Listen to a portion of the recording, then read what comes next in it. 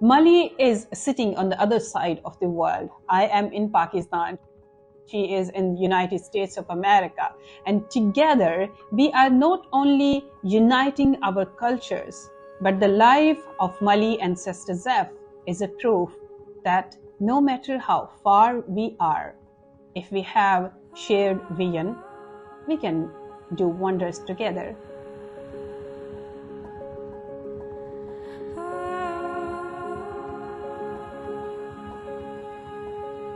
I met Sister Zeph on Facebook in March of 2015 because I had watched a documentary about her and her school on a humanitarian page I was following, and I saw that she was online commenting on the post about her documentary in real time.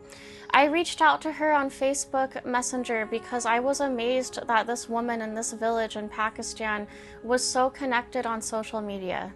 With limited time and no planning, I asked her what $50 would do, or if that would make any difference at all. I grew up wanting to make a difference, but I always thought I had to be rich and well-connected. She told me that $50 would pay a teacher's salary for 1 month, and my jaw about hit the floor.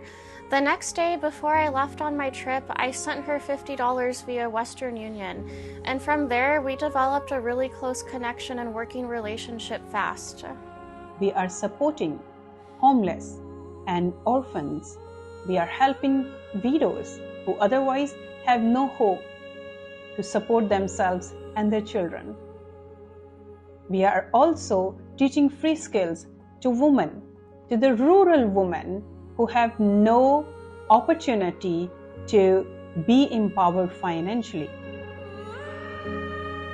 I started out teaching art classes to some of her students every weekend, and I did multiple crowdfunding campaigns within the first few years to help her finish building her school, since the students were all having to learn and take classes together on the floor, and there was no proper ceiling or anything.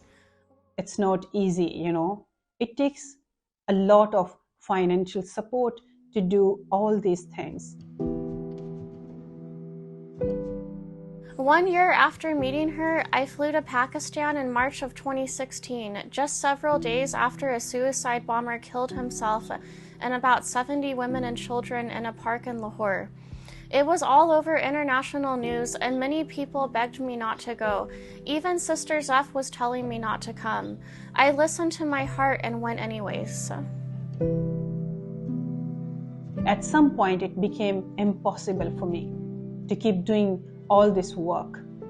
At that time, Mali gave me an idea. She said, "You are teaching stitching to the women.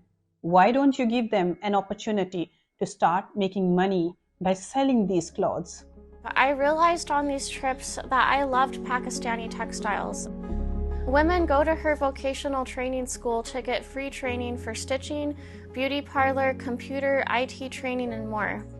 Because of all these factors, a vision formed over these past 8.5 years of starting an ethical clothing company with Sister Zeph. For many years, it was just a dream. Then, with the seed funding of Soho, we decided to launch our own brand, Evaz Ethical Clothing. I wanted to see the women empowered financially, and I knew that through experience and research that the fast fashion industry is one of the biggest polluters on the planet and consists mostly of women who don't get paid fair trade labor wages. When the women cannot be paid fair wages, their children are neglected due to not enough income as well as long hours at work. I wanted to change this narrative for so many years. Thanks to SoHope, we received seed funding to start our own ethical clothing company, but it cannot have longevity and success unless we are supported by women in the West. With the purchasing power of women in the West, we can collectively empower women in the East and consequently keep their children in school and out of child labor and child marriage. We can collectively change the narrative on clothing. In this union of compassion and empowerment, we believe that together we can change lives, one ethical garment at a time. Join us on this transformative journey where fashion becomes a force for good, and together we can create a brighter future.